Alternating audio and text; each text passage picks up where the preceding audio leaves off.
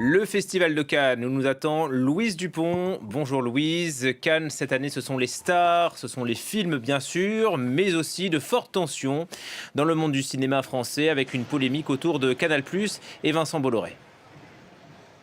Oui, bonjour Julien. Tout à fait, une polémique qui inquiète beaucoup ici sur la Croisette. Pour l'anecdote, le logo de Canal+ qui apparaît sur l'écran avant les films qui sont financés par le groupe est régulièrement hué ici en projection à Cannes.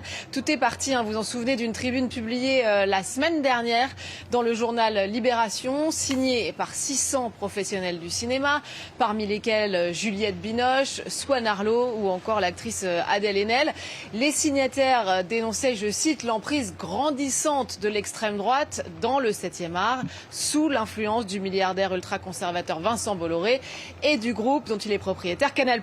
Et la réponse justement de Canal+ n'a pas tardé. Le patron du groupe, Maxime Saada, a annoncé ici même à Cannes, lors d'une rencontre de producteurs, qu'il ne souhaitait plus travailler avec les signataires de cette tribune. Maxime Saada dit avoir vécu cette pétition comme une injustice vis-à-vis des équipes de Canal+, dit-il, qui défendent, selon lui, l'indépendance et la diversité dans leurs choix. Une déclaration vécue par certains professionnels du cinéma comme une forme de mise à l'écart ou de liste noire, une déclaration d'autant plus problématique que Canal+, on le rappelle, est l'un des principaux financeurs du cinéma ici en France. Allez Louise, retour au tapis rouge et à la compétition avec sur le tapis deux stars du cinéma français hier soir. Exactement, deux stars qui ont d'ailleurs plusieurs fois travaillé ensemble. Alors on a d'abord vu Gilles Lellouche, l'acteur et réalisateur, vous le savez, de L'Amour ouf, qui avait fait sensation d'ailleurs ici même sur la Croisette. Il a monté les marches pour Moulin du réalisateur hongrois Laszlo Nemes. Il incarne donc la figure de la résistance, Jean Moulin. On a rarement vu Gilles Lellouche dans un rôle historique si exigeant et chargé symboliquement.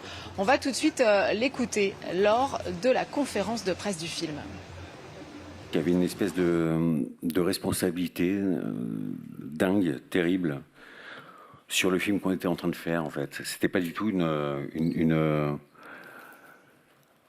il n'était pas question de faire une biographie, il n'était pas question de faire un biopic, il n'était pas question d'avoir une espèce de vision large, il était question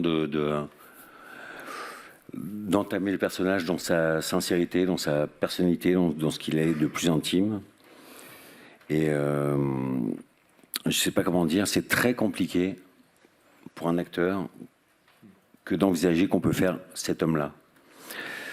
Et en fait, c'était l'écriture, l'exigence de Laszlo, l'engagement de tout ce film qui a fait que j'ai pu éventuellement le penser et l'envisager. Gilles Lellouche qui incarne donc Jean Moulin. L'autre actrice, elle aussi très demandée et ultra populaire, c'est Adèle Exarchopoulos. Elle entretient une histoire d'amour avec le Festival de Cannes depuis sa révélation fulgurante. Vous vous en souvenez peut-être dans La vie d'Adèle.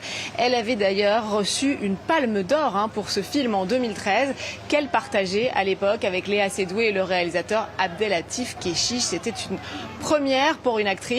Et elle, qui est donc habituée au rôle intense, joue dans Garance de Jeanne Herry, une actrice alcoolique.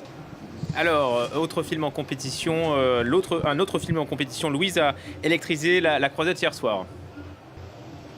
Oui, tout à fait, Julien. Hope, qui a littéralement, je crois qu'on peut le dire comme ça, réveillé les festivaliers hier soir à mi-parcours de ce festival qui a commencé de façon un peu tranquille. Ce thriller de science-fiction ultra sanglant est signé par le réalisateur sud-coréen Na Hong-jin, déjà auteur du film culte The Wailing.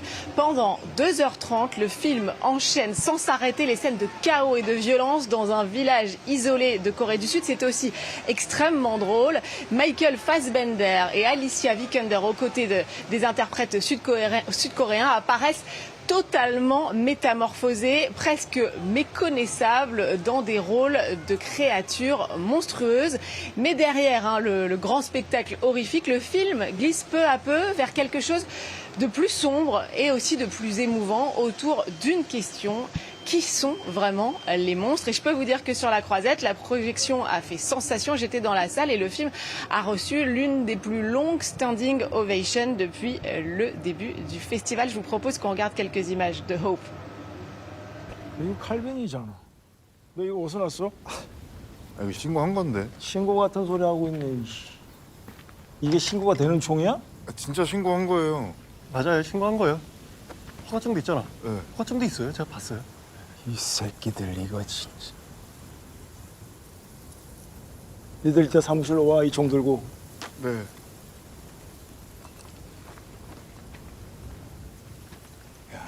저 누가 발견했어? 아, 저희가요.